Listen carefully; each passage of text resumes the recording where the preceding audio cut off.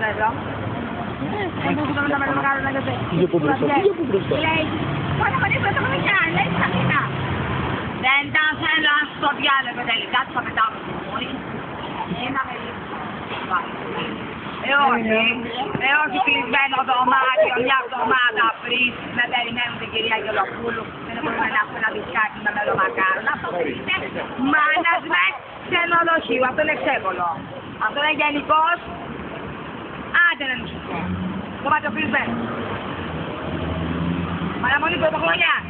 Και δεν είναι εκεί τα γλυκά. Για τον οποιοδήποτε πελάτη που σε ψηφίσει. Κάφτωρα. Μπανιέρα. Μην τον ηρώντα στο βίντεο, ρε μαλάκα.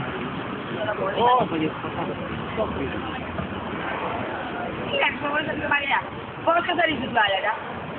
Πώς καθαρίζεις την μπανιέρα. Άδειξε με τα υδρολικά. Αυτό το είναι.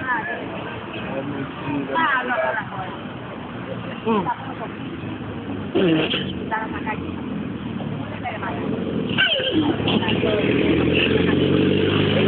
Πολύ την τράβηξε τη βρονιά. Το ρημάδι, το ξέκολο, το αγωνιστράτα, όταν ήταν με ριζέν, τέλος πάντων είχε μια ποιότητα. Και τώρα είναι στο διάλογο. Δεν μου λένε μαλάκα, Γεράκο. Μάρμαρο! Είσαι ακόμα στην ίδια δεκαετία. Μάρμαρο μαλάκα, δεν είναι. Σε δάπετε, σε βάλατε στο μπάνιο μάρμαρο. Κανόνες υγιεινής. Πλακάκι παίρνει ρε μαλάκα. Και άμα έχεις φεγάγκα, να πάρεις καρέρα καράρα. Τα ιταλικά, τα υπερπολιτελή. Είναι αυτός ρε μαλάκα. Πάλι.